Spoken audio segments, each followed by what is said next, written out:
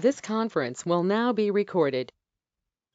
Well, thank you all for joining me here on May 31st, Memorial Day, and taking some time out of your day to chat with us. And of course, don't forget the holiday is to recognize members of our military that have fallen in combat. And I'm always very grateful for that because I come from a country, and some of you know this, where it's a completely different system, and people are not allowed to own property. People are not allowed to buy and sell businesses like we do here in the U.S. and I help them do that. Um, and to be honest with you, part of the reason we can enjoy those liberties and those freedoms is because of our military and the people that have made the ultimate sacrifice. So let's not forget that on Memorial Day. But thank you all for joining me. Just to give you a very quick sort of intro to the meeting, typically we have three parts. The first part is I will mute everybody so we don't have any background noise, and I'll unmute you one at a time so you can take a minute to introduce yourself, the name of your company, your name, product or service that you provide, and also very importantly, what type of referral are you looking for? Who would be a good customer or a good client for you? The second part of the meeting is hopefully these introductions have triggered some questions or some comments in your mind. So we'll open it up so that everybody can ask questions of each other based on the introductions. And then the third part of the meeting is just an open business conversation. I mean, there's a lot of topics we can talk about that are general business topics. Basically, how we're hopefully finally all getting out of these COVID restrictions. I know a lot of people have started to talk about inflation and labor shortages and this and that and the other thing. So, we'll have that general sort of business conversation and trade impressions and feedback, and everybody can say kind of what they see going on from their vantage point. And then hopefully I can get everybody out of here 45 minutes, somewhere between 45 minutes and 55 minutes after the hour. Normally people have back-to-back Zoom calls. Today is a holiday, may be an exception, but still I want to be respectful and courteous of everybody's time and agenda and hopefully future grilling plans. So we'll try to get you out 45 to 55 minutes after the hour, somewhere in there. So hopefully it all sounds very good to everybody. So let me just do that. Let me mute everybody. And what I'll do is, not that this is that complicated, but we do have some people that have been here before a lot and are regulars. So I'm going to start with Alejandra, then I'm going to go to Yona, and then after that, I'm going to go to everybody else in the order that I see them on my screen. So Alejandra, since you're an old pro, you want to take a minute or two to introduce yourself to everybody else? Sure. Well, nice to meet everybody. Thank you, Sal, for having this space so we can actually network. I have gotten great things out of this meeting, friendships, business. But my name is Alejandra Kalman. I'm a regional vice president in a company called ACN. It is my own business though, but I'm a independent business owner within ACN. And what I do is I market services, both for residential and commercial services, from your electricity, your gas, to your cell phones, your internet, payment processing, identity theft protection. And I partner up with major companies like AT&T, DirecTV, etc., to actually offer better pricing on services. So the way that I actually build my business is twofolded. One is by helping people save money on services that they already have. So any businesses or residential customers that want to save money, that's on the one end. And on the other end, ACN allows me to build the distribution. So I help other people, just everyday people, generate residual income through services that are residual to them or services that they are already paying. I do that for business owners. So if you're thinking of a good referral for me, is anybody that maybe does not have residual but would like to have a retirement source. That is the more obvious. And the least obvious, I work with a lot of real estate agents, a lot of brokers, property managers, real estate investors, because they're in front of either new homeowners or tenants that are going to set up services every time they move in. And so they have another source of income on something that they already are in front of and doing that does not generate them residual. And with that, my name is Alejandra, and the company that I'm with is ACN. I am going to put my contact on the chat, and so that we can keep communicating. All right, very good, excellent, thank you. And see, that's one of the benefits of having old pros at this, that they know the system now even better than I do. So I forgot to say, please put your contact information in the chat. What I'll do is later today, I will take first a video recording of this, and I'll also take all the stuff you put in the chat and share it with everybody that's on the phone call. So whatever you want to share, whether it's your email, phone number, link to LinkedIn profile, link to website, whatever you put in the chat, I will share. Conversely, don't put in the chat anything you don't want me to share. So I will skip down to Yona. And Yona, if you could take a minute and introduce yourself, please. Well, hello everyone. Nice to see some old and new faces. Just one of the reasons why I've been absent for a while is MassMutual decided they are going to change their entire CRM system. So we went from Salesforce to something new, and it has driven everyone bonkers just learning this new system. So that is sort of why I've been absent, and they finally went live last week, so it was just a lot of time learning the new CRM. But my name is Yona Cohn. I'm a financial advisor based out of New York City, and I focus my practice on one thing and one thing only, and that is income protection.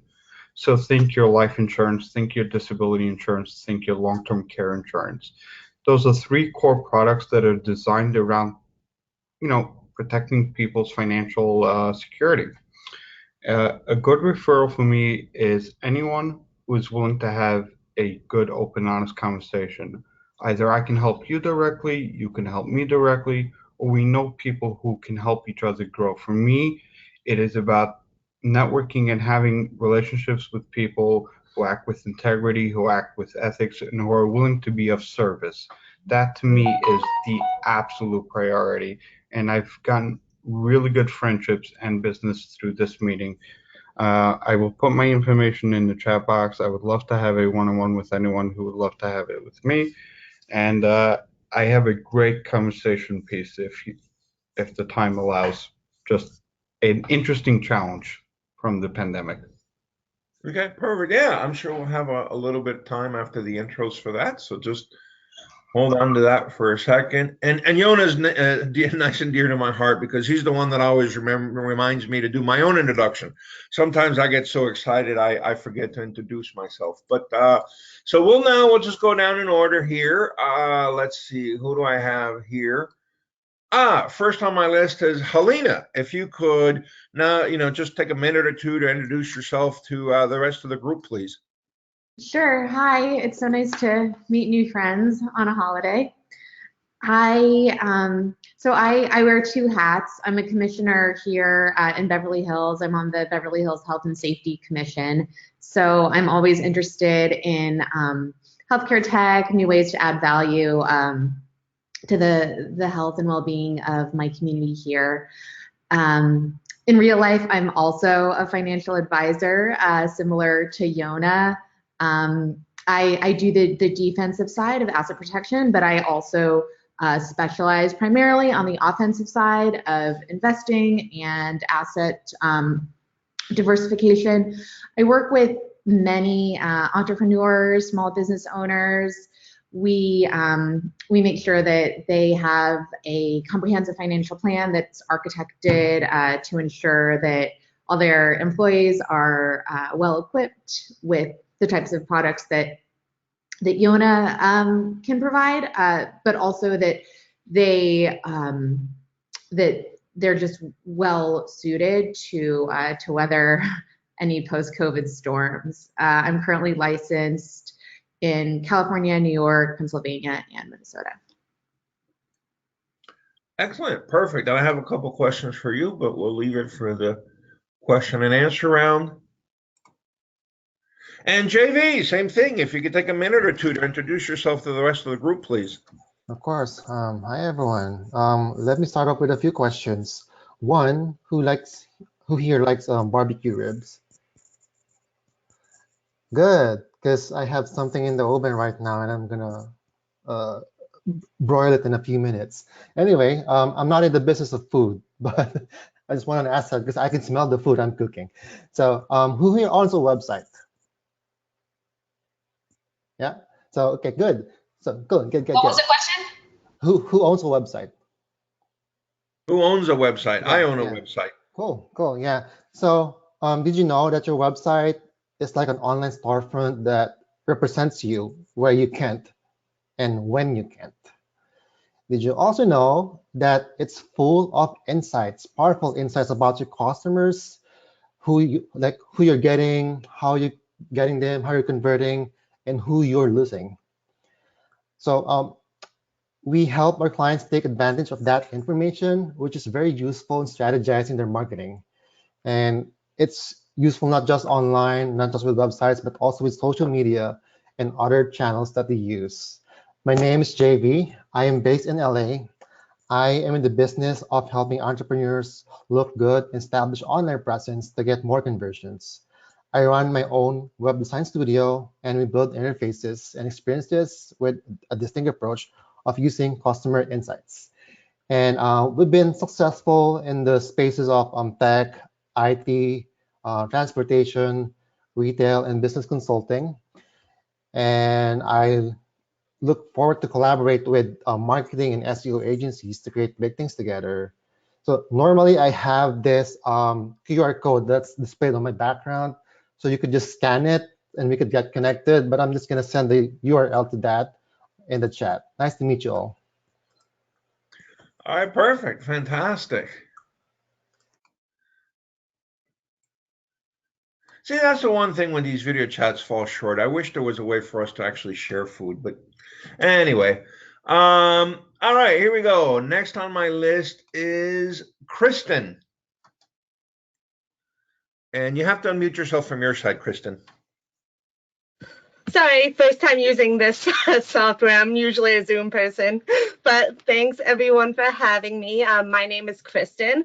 I'm kind of very similar to what JV does, but I kind of niche it down a bit. So my business is called Mind Thrive Digital. I am just starting it out actually. So it's a business that focuses on helping those in the mental health profession, mostly psychologists, therapists, small private practices, and small coaching businesses to help them communicate their impact online and just gain more visibility through an online presence to grow their practice, especially in the mental health field. I feel like it's so necessary just to be able to communicate and show that impact online because that's where people are searching nowadays.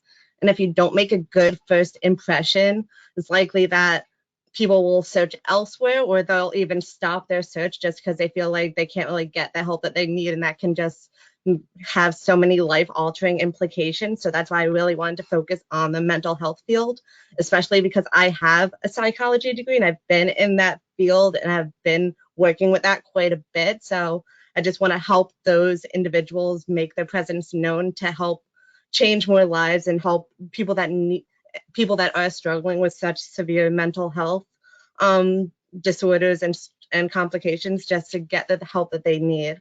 So a good referral for me would obviously be maybe obviously psychologists and therapists that maybe aren't getting word of mouth just isn't working for them anymore. They don't really have that the information on their website already that isn't really working for them, and it's not helping them get the sales and grow the business in the way that they want. So thank you. My name is Kristen, and I am of Mind Thrive Digital. Okay, perfect, perfect. All right, well, then I will go last and introduce myself. I think everybody's gone. Again, thank you all for joining me on the holiday. My name is Sal Acosta. I am a business broker. And it's exactly like it sounds. I help people buy and sell businesses. Now, since they come in all shapes and sizes, I usually deal with what in our lingo is called Main Street businesses or lower middle market. So that's a business that on the low side may have as few as 10 employees. On the high side may have all the way up to 250 employees.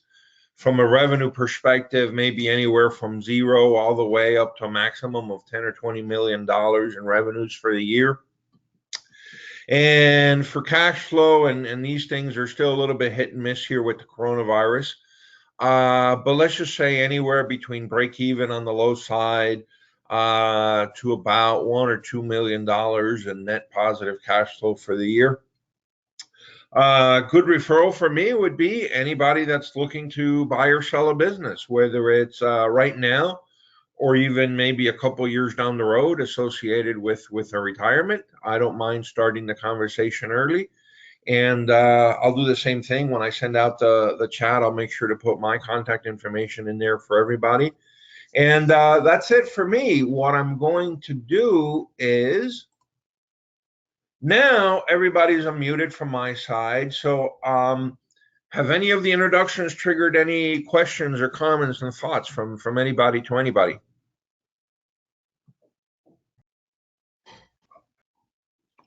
Don't be shy.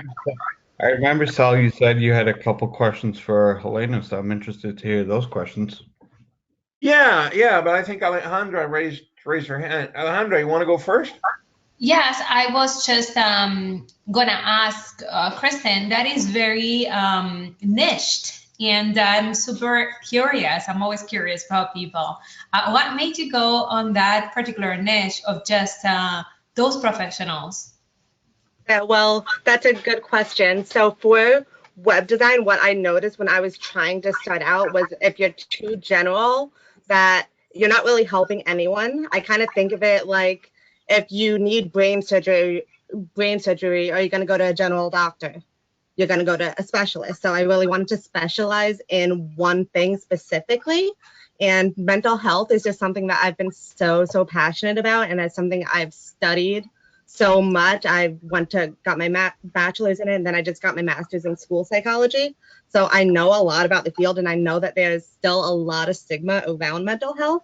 So I want to help those that are in the field communicate how important it is that it's okay to really not be okay. And it's important it's good to get the help, and there are people that can help you and that understand you. And I want therapists and psychologists to really be able to communicate that that they do understand where their patients are coming from, and that they can resonate with those patients online where they're searching for.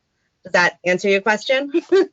It does, because it was so specific. It wasn't like the health industry or psychologist industry. It was like the mental health professional, and that was very specific. And I was just curious to see what took you that route. Thanks for answering. Yeah, no problem. Yeah, there's a colleague of mine that is focusing on not just lawyers, immigration lawyers. So he's even more niche down than I am. I just feel like there's so much benefit to just being able to understand one practice that in depth to be able to really help them and give value. Be able to help them form that online presence, which I think is so foreign to so many people. That's great. Wonderful. Good for you. And you just got started? Yeah, I'm almost done creating my website. I'm getting my branding done. I'm getting a logo design that should be done within this week. And then I'll be able to, I've been building my LinkedIn presence as well. So I've been really just trying to connect with as many people as possible and hopefully get my first case study project. That's what I'm really looking for right now. I'm offering 50% off of my first couple of projects just so I can have case studies and have more of a portfolio in that niche. But yeah, that's kind of what I've been working on so far. Thank you for you. Thank you. Well, I actually have two questions for Helena, so I'm just gonna shoot them both out, and you can answer them both in whatever order you want. So one question is, I think when you did your introduction, you mentioned that you're licensed in California, New York, and Minnesota, and so I was just curious why those three in particular, because it's West Coast, East Coast, and maybe somewhere in the middle. And the other thing, and you didn't say too much about this, but you left me curious. If I understood correctly, you said you're a commissioner in Beverly Hills, and I'm assuming that means the Beverly Hills. And so if you could just talk about that, what you do. I'm assuming you've met some really interesting people, and I don't know. You kind of left me curious about that part. So those are my two questions. Sure. So it is Beverly Hills. And I work out of City Hall as a commissioner. Geographically, I'm from LA. I attended Dartmouth for undergrad and grad school, and then I came back to UCLA Anderson for business school. So I've been crisscrossing the country for about 17 years, and I've been meeting people all over. As I'm happy to talk more about commission priorities or financial advising, whatever you'd like. Okay. Well, let me ask you this, not to be too much, whatever, like People Magazine or something, but through that opportunity, have you met like some really cool people, some really interesting people? Yeah, absolutely. In my world, really cool people are mayors or scientists or well-known doctors. Celebrity sightings are so common that it's just par for the course when you live here.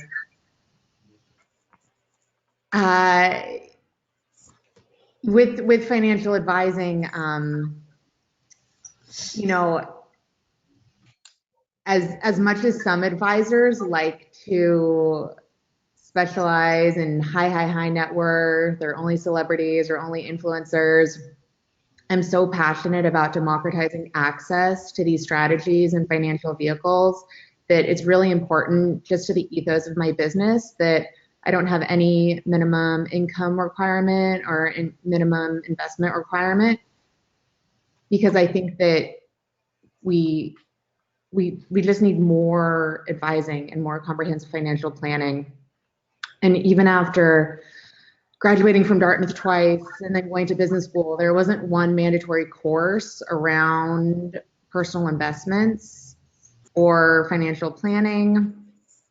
So that's why I truly love what I do, that I get to talk about financial independence with people all day and learn about what matters to them. And then we get to strategize together as partners how to achieve that. All right, very cool. Thank you. Well, Yona, I know you wanted to tell us a couple of things. Well, if is it okay if I piggyback off of something you said, Helena? Sure. For me, when we look at the education system, and I have 4 kids in school right now, so education is a big topic of mine. There is very little financial education, if at all. And then when I do sit down with people, and I focus on income protection and insurance products in particular, because I talk a lot about how I'm uninsurable. So for me, it's important to have that conversation early on with people. And again, that's why I focus my practice on that. But what I've learned over the years is people don't make bad decisions because they're unintelligent. People make poor choices because they just don't have the education and knowledge. And if we can just have those conversations with them, it's amazing what people can accomplish for themselves. So kudos to you for, not only working with celebrities or, working with net worths, well above, millions upon millions. The thing that I want to bring up that's very interesting to me now, and again, now that things are opening up, an interesting challenge is I'm not yet sure how much time to devote to online networking, online meetings versus in person. There are benefits to both. Helena mentioned that she's licensed in 3 states. When I started my practice, I'm now in my 3rd year, I was licensed in 2 states. Now, because of the pandemic, I'm licensed in 9 states. So I'm still trying to figure out how much time to, and I think because it's going to be a learning experience, and I wonder what people's thoughts were about, are you guys doing in-person networking? Are you avoiding because you haven't been vaccinated and you're not sure about whether people are getting vaccinated and things like that? Like, how are you managing all those challenges?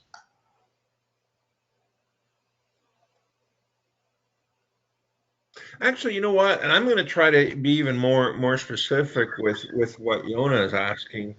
If you look at, let's just even say the back half of, I'm going to actually say the back half of this year and next year. If you take 100% of your networking effort, what percentage is going to be online? What percentage is going to be face to face? And if we just go around just to get a feel, I mean, obviously this is not super scientific. I'm not going to publish it in a journal, but JV, if you look at the back half of this year and next year, of 100% of your networking effort, what percent is going to be online? What percent is going to be face to face? Well, obviously last year was just plain online, but Right. like last week I attended my first in-person networking event. It was good to be out there. I mean, it's different if you feel the energy of the other person that you're talking to, or like, I mean, it's, you know how it feels. I'm looking forward to network in person more this year, but I'm not gonna give up the virtual, because virtual is like all over the US, all over the world. It's advantages. It saves time. It's more efficient. Uh, so I think it's gonna be like 50% in person, 50% virtual.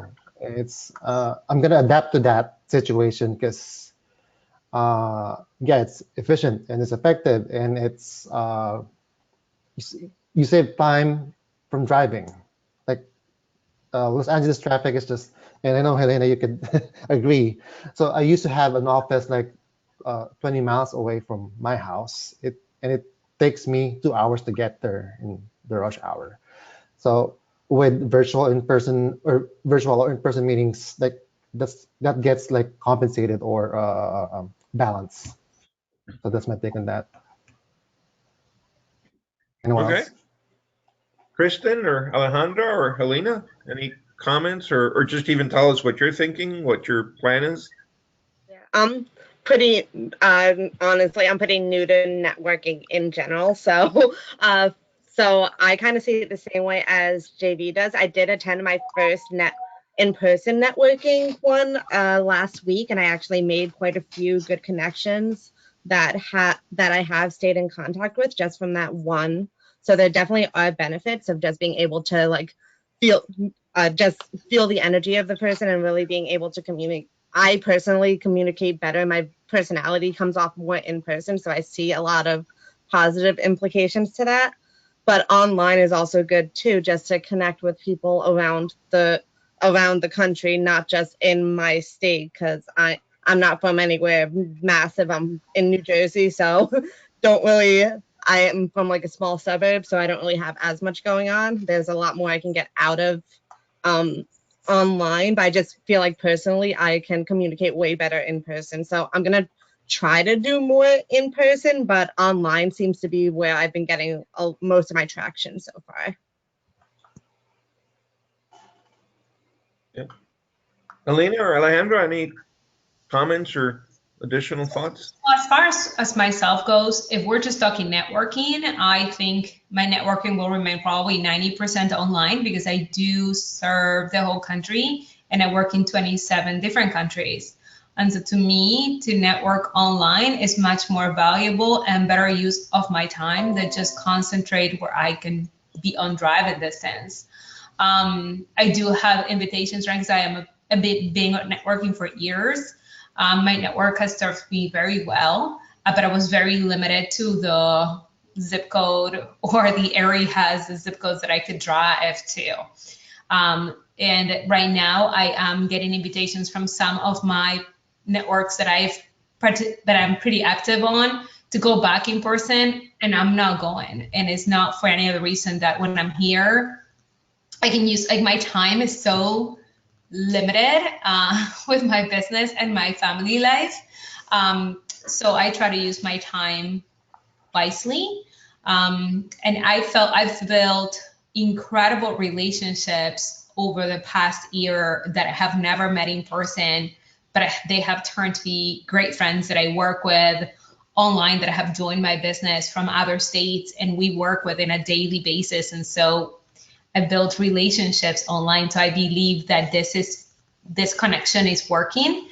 my business times 10 ever since we started online, just because I have further reach, just because I have more opportunities to communicate with more people at the same time, because I have the ability to do more meetings, whereas before maybe it was an hour in the car to get to a house and do a presentation with 10 people. Right now I can meet 20 people in one presentation and jump on the other presentation and meet another 10. So it's just really had time tense. I'm working more than ever before, just because of the amount of work that's coming through because of online. So I don't think I'm going to give that up now. I do believe, because I am in a networking company, that it just requires for personal connection. So I do believe we will have events like national conventions. I think they're talking about starting back our national convention in person at the end of the year, which I'm not ready for because it's 20,000 people. But you know, I think we're going to start doing more events in person to just generate those relationships and take them to the next level. So I can foresee within the next year or so, maybe if I have a team in Atlanta that is growing, maybe I'll go to Atlanta and just do an event with my top leaders there and just move to the next city and do so. And so to have those team building activities. But as far as networking goes and meeting people, this is insanely good. I mean, it was always there. It's just that people were not embracing it, and then we were forced to embrace it. So I just find that online has been the gift the pandemic left us with. Yeah. Well, and let me just emphasize something that Alejandra said, because I think it's true for both live events and virtual events, and sometimes people don't think about this for the virtual events. If you're looking to establish a relationship or even just a business connection, whatever, you have to come to these events repeatedly so that you get to know people, people get to know you. You know, unfortunately, it's not one of these issues where, hey, you know, I showed up, I talked to some people, I introduced myself, and look, you know, I got all these leads, I got all this business, whatever. No, it's the same thing live, but people, I think, are a little bit more cognizant that in live events you have to keep, you know, going out there and meeting the same people and shaking hands and having drinks, and you got to do that multiple times before, you know, you really develop that relationship.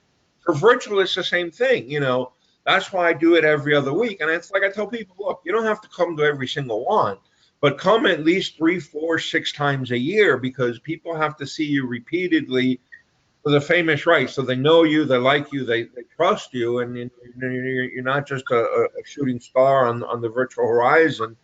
And then hopefully you'll get some business. I mean, from my side, I'm planning to stay virtual. I'm going to say 80 to 90% of my effort, simply because, again, it's been and I hate to say this, but it's true. It's been a blessing in disguise. I'm working for people across the country on deals that, quite honestly, wouldn't have justified the travel expense, but because we can do it, you know, virtually, you know, they get the help, they get the expertise, I get the business, and 99% of what we need to do, we can do it over video chat.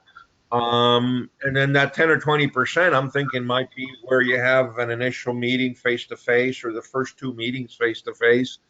And then after people get comfortable with you, you just shift them over to video chat and continue all the other meetings and the rest of the process on video chat. So that's what that 10 or 20% is there for. You know, Sal, I mean, you just alluded to it. Alejandra, you definitely alluded to it with your time. You know, a lot of it depends on your business, obviously the type of business you have and you're in, but there's a cost of doing business in terms of networking. You know, there is traveling. JV mentioned you have to travel to the event, you know, and like you said, the reason why I'm now licensed in 9 states is not because I wanted those states, but the cost of getting a license is not that much. And also the cases that I'm going after are not cases that I normally would go after a state, but I have the ability to help them virtually. And for me, the reason why I'm probably going to do a little bit more in person than virtual, and I'm thinking starting with an 80-20 blend or a 70-30 blend, because a lot of in-person networking events, and I'm blessed, happens to be right in or around my office in Manhattan. So for me, it's not that big of a leap to travel from my office to these events. But if we are going to look at the pandemic and say, what good can we get out of it? You know, for me, it's I've been able to really watch my children grow and really thrive and be there for them for literally everything. I don't know how I can give that up. You know, spending more time with my kids is not the worst thing in the world. I mean, they drive me nuts, don't get me wrong, but you know, that's the greatest part of my life, being a father. So I don't know if I can give that up, and virtual networking allows me to do more of that. So Well, I guess it sounds like it's here to stay. I mean, I'll be honest. At one point, I was wondering, and maybe it's just my bias because maybe my business is skewed to people in a demographic where they're 60 to 80 years old, whatever. But I was worried that we were just going to sort of knee jerk retrench back to just in face-to-face meetings, and customers were going to start saying, well, if you can't drive and come see me, then whatever, I'll just call another guy that's willing to drive and come see me. But it sounds like it sounds to me, I'm hearing like virtual's here to stay in a very large proportion. Elena, can I ask you a personal question? If you're in California, are you wearing a coat? Yeah, I went for a bike ride this morning. Oh, okay. Very cool. All right. How's COVID, by the way, in your different areas? I mean, are you guys as pretty much, back to normal? I mean, I know here actually, and Alejandra, you can double check me on this, but I think they were just saying that Pennsylvania, the restaurants can go back to 100% capacity. End of June. Yeah. So how normal are things in your areas? And I guess beyond what the government is stipulating, how do you see the interest of people of going back to a restaurant at 100% capacity? Restaurants around me, the local places, coffee shops, they're all open fully. And again, I'm not sure whether people are joining them just because they're finally able to go to a place, but I see all my local places, coffee shops, local restaurants, busy. And I couldn't be happier for them. Okay. Helena, is this the same thing over there where you are? Yeah, I think it's 75% capacity, and you have to wear a mask until you're seated. But it's been really nice to see outdoor dining really take off. The City of Beverly Hills has invested quite a bit in accommodating that and closing some streets, subsidizing parking, just making it very business friendly. Yeah, it's good for business owners because I don't think COVID is going anywhere. So we might as well start learning how to live with it. Do you think COVID's going to be like a seasonal thing? No, I think it's going to be like the flu, except that it may just diminish a little bit just because more people are creating immunity one way or another, whether they were sick or whether they're getting vaccinated or whether they're just creating herd immunity. It's just, you're going to see less cases, but I don't think, unfortunately, it's going anywhere. But wait. So let me ask you this question. I don't think it does. That's my personal opinion. No, that's right. So let me ask you this, and for anybody else that wants to answer too, because this is going to really kill me. If COVID becomes a seasonal thing like the flu, right, where maybe you have 6 months or 2 months or 4 months, whatever, where it's maybe a little bit more active, and then it kind of maybe dies off a little bit in the summer, whatever, and you get your periodic shots and whatever. My big thing is, does that mean we're going to have to be wearing masks forever, at least a couple of months out of the year? I don't know that it'll be seasonal because there's nothing seasonal about COVID. I think it's, I don't know. I'm not a doctor, but I haven't seen it more aggressive in one season than another. Like flu is more aggressive in the winter. I think it's been pretty even kill. I think that what's bringing a lot of more immunity is people have had it, or people are getting vaccinated. And so you're creating more immunity to it, so you see less cases. But here, I mean, you talk about other countries, they're at their worst. Some South American countries right now, just now, they're having their worst wave of all. There are countries right now where there's 20% of people sick, and they're almost at max capacity on like the ICU. So I'm not sure that it's going anywhere. I think that it's just gonna slow down. And the mask part, I think it's gonna be your personal preference. I don't think anybody's gonna look at you weird if you wear a mask. I've flown with a mask, don't laugh at me, for the longest time. And I was looked at weirdly, like, why is she wearing a mask? And the reason why I did it is because I was on a plane so often. And I always ended up with something, a cold, a flu, like something. And when I noticed that when I wore it, then I didn't. So I cleaned my seat. Now I guess you don't have to because I cleaned it, but before it was horrible. I cleaned my seat and I wore a mask, and people looked at me weirdly, but I stopped getting colds and stopped getting the flu. So I just think right now you're just not going to get a weird side look, which I never cared for because of course I don't care. But don't mind for what you think. But so long I'm not harming anybody. I just think that that it's going to become a little bit more normal and a personal preference. And how do you feel if you're vaccinated or you're not vaccinated? How you believe the mask work or doesn't work? It's going to be more of a personal preference. Okay. I think. I may be wrong. I understand the science. I understand the reason. I understand all that, and maybe this is a little superficial in that context. But it's just so uncomfortable and so weird. I just hate it. Period. End of story. Yeah, it is. It's not fun. None of it has been fun.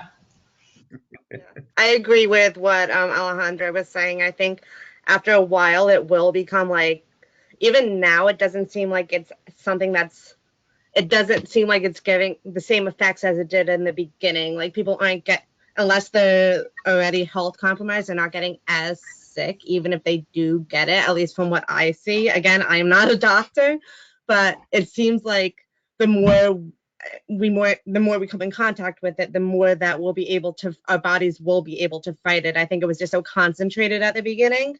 And I don't think masks will be necessary going forward, again, unless you want to. And if you believe in it, that's up to you. But I don't think they will be necessary to keep you safe, because I think your body will, the more you come in contact with it, your body's learning how to fight it. And that's how I think it's going to be, at least going forward. I do think it's going to be something that we're going to have to continuously battle with. It's not something that's ever going to go away. But I think like the flu, like at the beginning, that was it caused damage. I don't know if it was similar to COVID, but when it first, like in the 20s or whatever, but then eventually we got used to it and now it's not as damaging. So I feel like COVID's going to follow along the same path. I would add, and this is not political at all, I would add how much news coverage is put on the pandemic will change things too, because back in the beginning it was all pandemic, 24 hours a day, 7 days a week. And now there are other things dominating the news, right? So it's not so, and we are such a consumer of information right now on our phones, on our iPads, on our computers, on our TVs. It's almost like we're getting constant information. So at least now, constant information flow is not just about COVID. I think that has had a major effect too. Personally, I refused to watch the news the whole time that COVID was going on. I was like, not there. No, one or the other. I don't care if you're none of them. I don't, because it's opinion, not the news. They're not giving you news. They're giving you what they think about the news. Exactly. They're giving you their own perceptions. They're not giving you fact. They're not giving you unbiased opinions. They're giving you what they want you to hear. Unless it's a major source of international news. I will tell you, I learned this from my father. So, God rest his soul, passed away many years ago. I now take all these things. So if I'm speaking to someone who is a supporter of one type of political party, I would pretend to be a supporter of the opposite. So if I was speaking to a Republican, I was a Democrat. If I was speaking to a Democrat, I was a Republican. This way, no one knows what I believe. That was just my. Yeah, the problem is now everything's so polarized that nobody's going to like you. And again, so listen, if people are going to, so I just give everyone an equal opportunity not to like me. What can I do? And I got your message in the chat. I'll say hi to Patrick for you. Thank you. All right, guys, listen, I'll tell you what, it's 50 minutes after the hour. And I do want to, again, be respectful of everybody's time and the rest of the day, especially in the holiday. Any last comment, any last question, topic, any last anything before we disband? I will say this, especially for the new people, thank you for joining us. We do this every other week. So if you like it and you want to join us, we're doing it again in exactly 2 weeks. But any last questions, comments, or anything before we disband here? Well, I just want to encourage Kristen to give you all the encouragement to doing what you're doing, especially the focus on the mental health. People know that I have personal experience with mental health, and I cannot encourage you and say enough good things about what you're doing. So kudos to you. Thank you. Thank you so much. That means a lot. Yeah, congratulations on starting your new business. That takes some courage. Thank you. I spent most of my pandemic time was spent learning like business development and entrepreneurship and just putting myself in the minds of people that are already successful, like reading a lot of those mindset books and things like that. So that's kind of where my entrepreneurial spirit developed. And now it's just like gone like tenfold. And I am just like ready to actually get started in something that brings such good value to people. So thank you for the encouragement. I love to hear that, because if I have to think what is my favorite part of my business is to be able to expose people to a new mindset and a new way of thinking, that it was always there, but just never, like Helena said earlier, how they don't teach us, and I did business school too, Helena. I have a master's in business too. And, financial education. I don't think I even went to school for business to actually be able to own a business. I think they taught me how to administer somebody else's business. I generate residual income now, and I started developing my residual income when I was 38. Nobody ever taught me about residual income or passive income or anything. It was not something that was taught. And one of the things that I love about my business is to be able to give people the tools to learn how to be entrepreneurial, to generate passive income, to open their own businesses, to believe that they can. And so I love that you went on that route on your own, because most people don't do it. Yeah, because they don't, like, you're right. A lot of people don't know it exists. And I was just, a system's designed to like keep you in the mindset of an employee, not into the mindset of an owner. So it traps you there, and I came out of it. I did 23 years of corporate. I was vice president of compliance for American Express when I even took a look at doing my business, and I did it for 4 years in the very crux of my schedule, and there were 4 very sacrificing years because I was running 2 things at the same time. But I did it with the vision and the goal, and I'm not going to say hope, because hope, it may or may not happen, that I was going to retire from corporate. I just didn't know how. And when I found my vehicle, I went with everything I had for it, and in 4 years, free. And very few people even come across a vehicle that allows them to do that. So good for you. Congratulations. Thank you so much. I appreciate it. And I loved hearing your story. I'm actually going to put, before we leave, I'm going to put my email in the chat too, just for people that don't have LinkedIn. Yeah, I would love that, to connect. I love your mindset. Thank you. I appreciate it. And I loved hearing about everyone else's, what everyone else is doing as well. It was really valuable, and I'll definitely be coming back. I'm trying to, there we go, everyone. Did I get it? Sorry. Okay, there we go. Okay, perfect. Yeah. See everyone. Happy Memorial Day. Yep. Thank you all for joining me. And again, if you'd like to join us, we'll do it again in 2 weeks. So thank you all very much. And I'll send out the chat to everybody. So everybody will have everybody's email and contact information. I wrote it all down just in case your technology doesn't ever work.